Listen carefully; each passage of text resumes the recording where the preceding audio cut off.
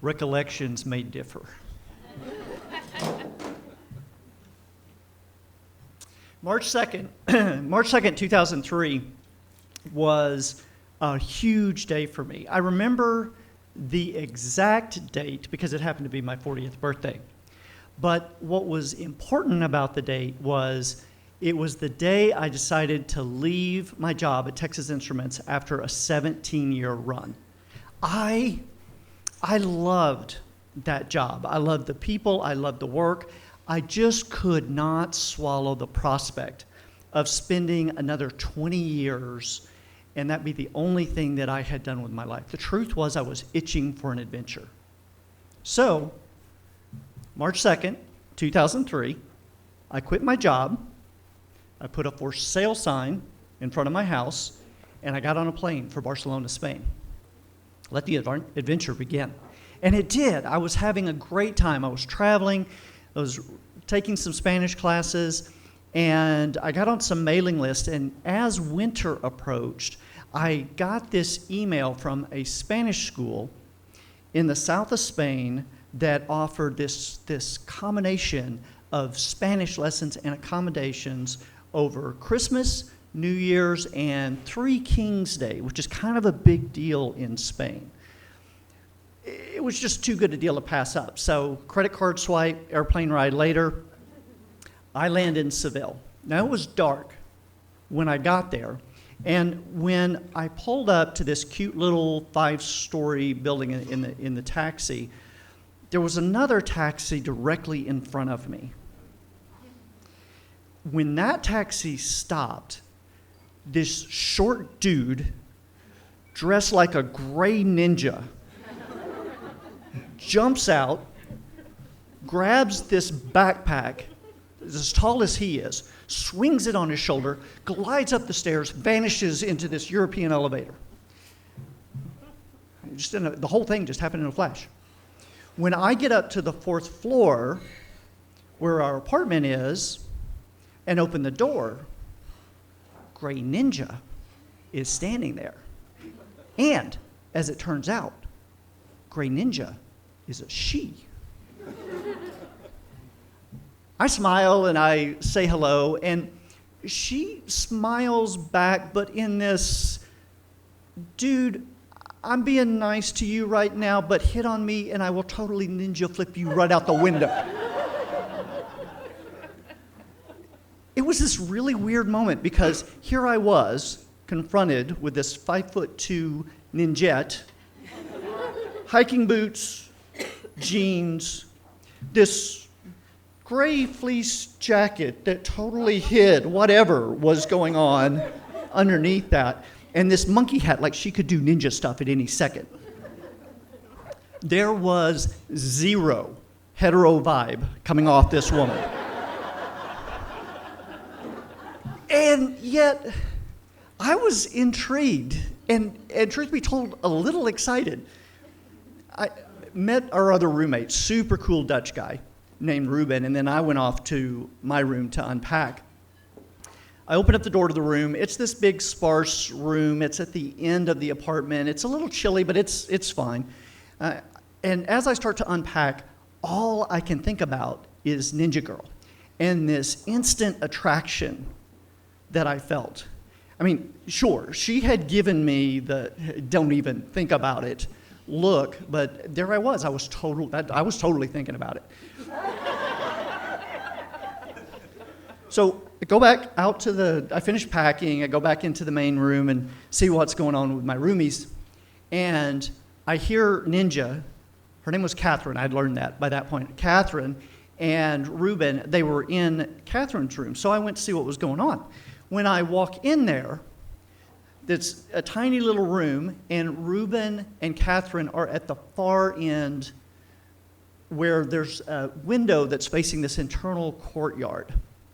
What happens next is, as soon as I'm walking in, Catherine reaches into her backpack and she pulls out this huge flag. And she and Ruben set out to put the flag across the window. Now, that made total sense, right? Big window, internal courtyard, other windows, need something to block the view.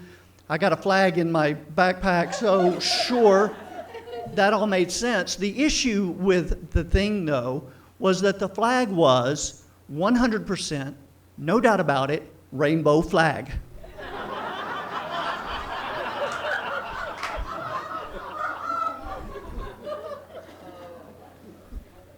Huh. Well, I guess the best that we can hope for is that we'll be good friends. Now, you would think that would be the end of it, right? No. My brain would not let this go. For some reason, my brain was just convinced I had a shot. There were several problems, but the biggest one was my complete and total lack of game.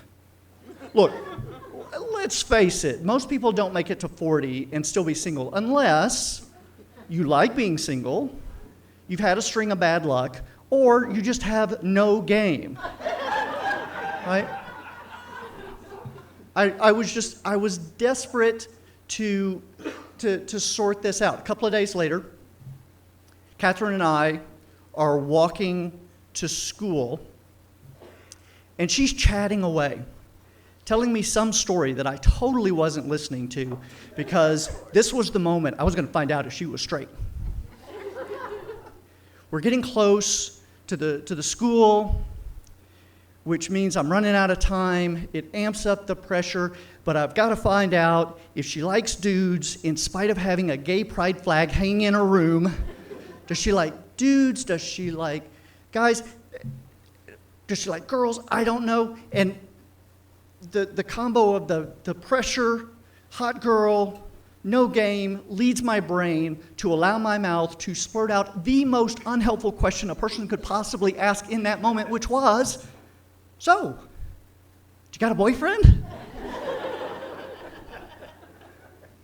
Oh, God. To which she replies, no. This is why I was still single. That was it. That was my shot. I had blown it. It was over.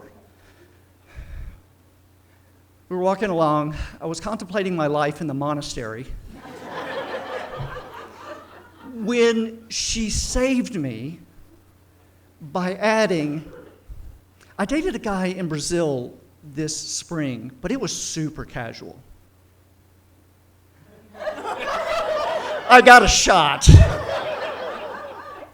Next night, make my move. Catherine, Ruben, and I, we go to dinner with our 80 school friends. And when dinner is over, Catherine and I are going to go back to the apartment.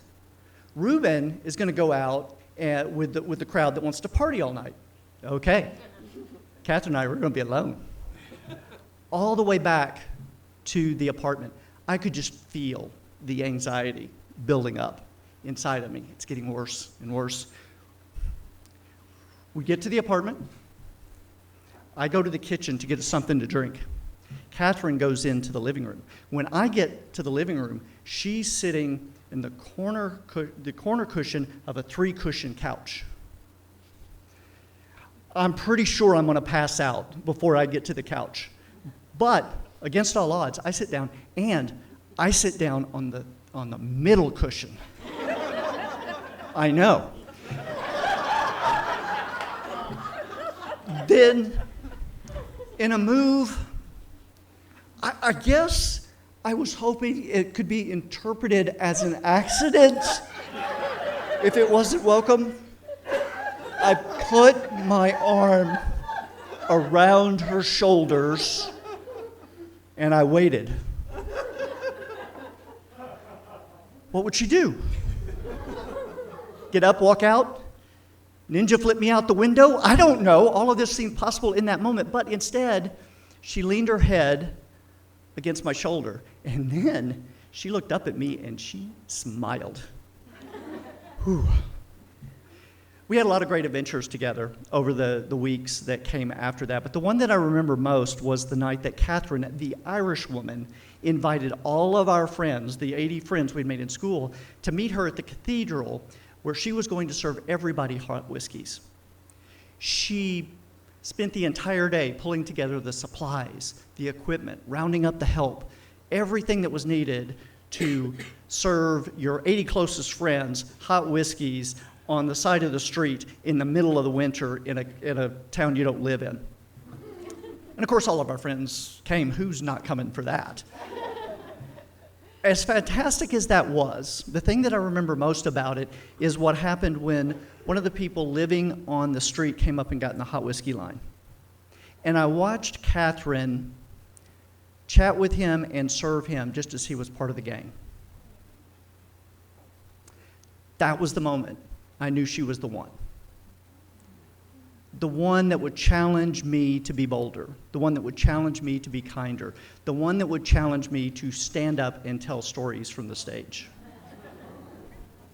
This December marks 19 years that we've known each other, and last month was our 17th wedding anniversary, and that makes me the luckiest guy on the planet.